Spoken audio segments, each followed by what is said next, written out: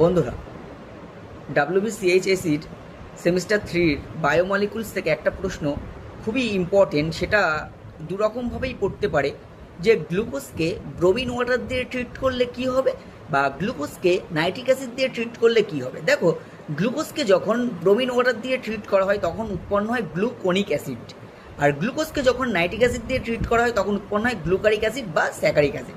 গ্লুকারিক অ্যাসিডের আরেক নাম স্যাকারিক অ্যাসিড। তা ওই গ্লুকোজের ওপেন চেন স্ট্রাকচার, সেখানে দেখতে পাচ্ছ স্ট্রাকচারটা এরকম লেখা হয়েছে CHO হোল পর CH2OH, অর্থাৎ উপরে CHO গ্রুপ আছে, নিচে CH2OH আছে।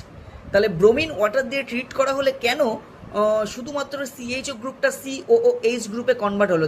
দেখতে পাচ্ছ গ্লুকোনিক অ্যাসিডের স্ট্রাকচার, তোমরা দেখতে পারলেই বুঝতে পারছো যে শুধুমাত্র গ্লুকোজের CHO গ্রুপটা COOH অর্থাৎ COOH মানে কার্বক্সিলিক অ্যাসিড গ্রুপে কনভার্ট হয়েছে ব্রোমিন ওয়াটার দেওয়ার ফলে।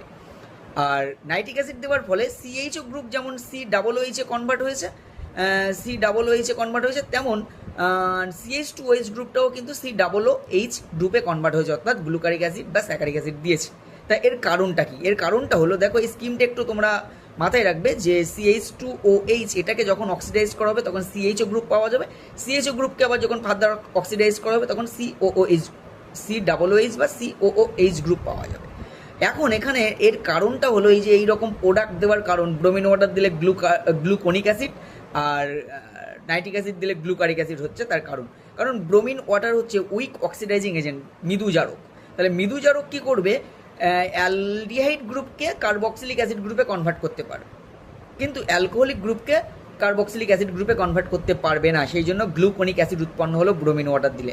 আর নাইট্রিক অ্যাসিড যেহেতু স্ট্রং অক্সিডাইজিং এজেন্ট, স্ট্রং হওয়ার জন্য ও অ্যালডিহাইড গ্রুপকে যেমন কার্বক্সিলিক অ্যাসিড গ্রুপে কনভার্ট করে দিতে পারলো, তেমন অ্যালকোহলিক গ্রুপটাকেও কিন্তু কার্বক্সিলিক অ্যাসিড গ্রুপে কনভার্ট করে দেবে, কারণ এটা স্ট্রং অক্সিডাইজিং এজেন্ট। সেই জন্য দুজন কিন্তু ভিন্ন প্রোডাক্ট দেয়, অর্থাৎ গ্লুকোজকে ব্রোমিন ওয়াটার দিয়ে ট্রিট করলে গ্লুকোনিক অ্যাসিড, আর নাইট্রিক অ্যাসিড দিয়ে ট্রিট করলে কিন্তু গ্লুকোজটা গ্লুকারিক অ্যাসিড বা স্যাকারিক অ্যাসিডে পরিণত হয়। এটাই হচ্ছে কারণ।